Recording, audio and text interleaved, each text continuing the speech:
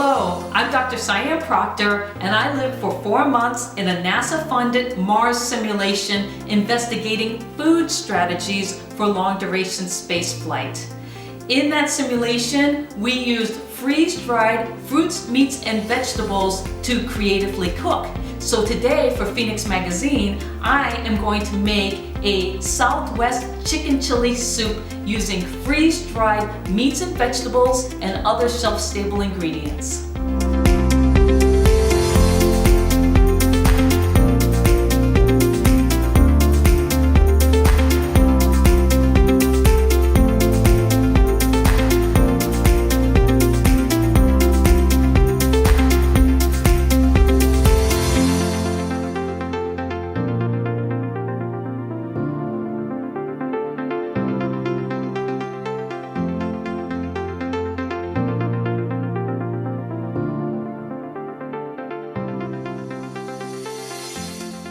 All right, we're ready to combine our ingredients. And so this is simple cooking because everything just goes into one pot.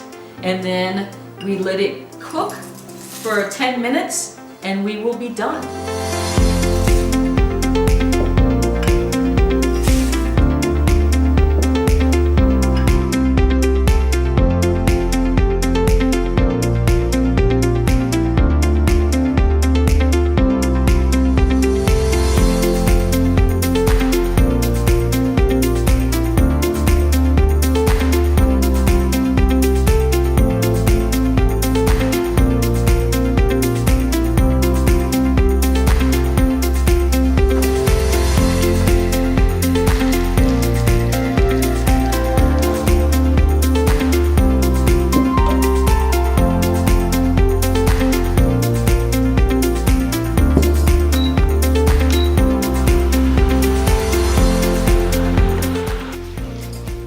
So the freeze-dried meat and vegetables along with my spices are all going to interact with the chicken broth, and that is going to rehydrate all of my ingredients. And then as soon as this comes to a boil, it's going to simmer for 10 minutes and turn into a delicious soup.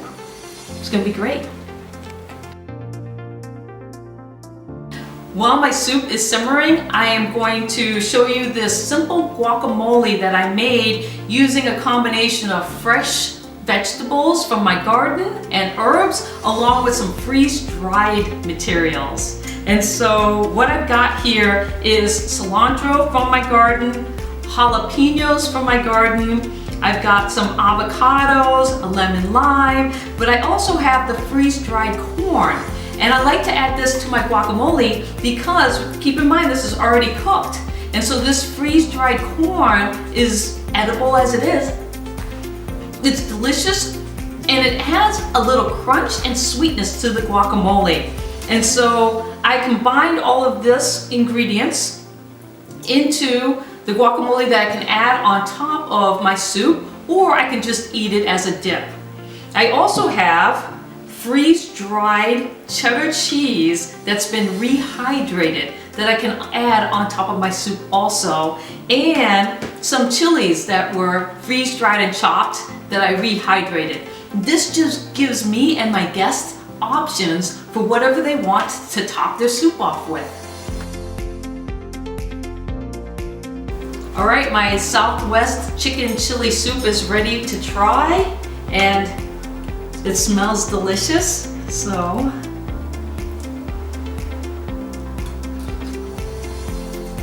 oh yeah, that's good stuff.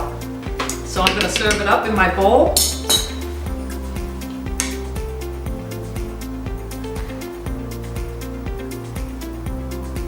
You can see how all of the ingredients have been hydrated and now mixed to make the chili. And I'm just gonna add some delicious toppings, and it's lunchtime.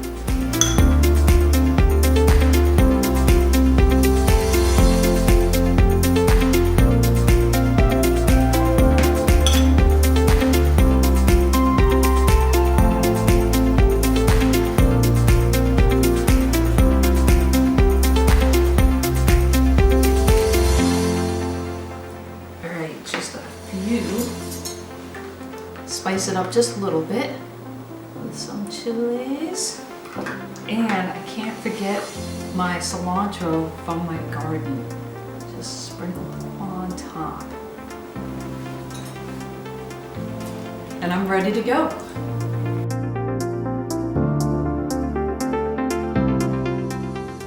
For more information, pick up the January issue of Phoenix Magazine. Bon appetit!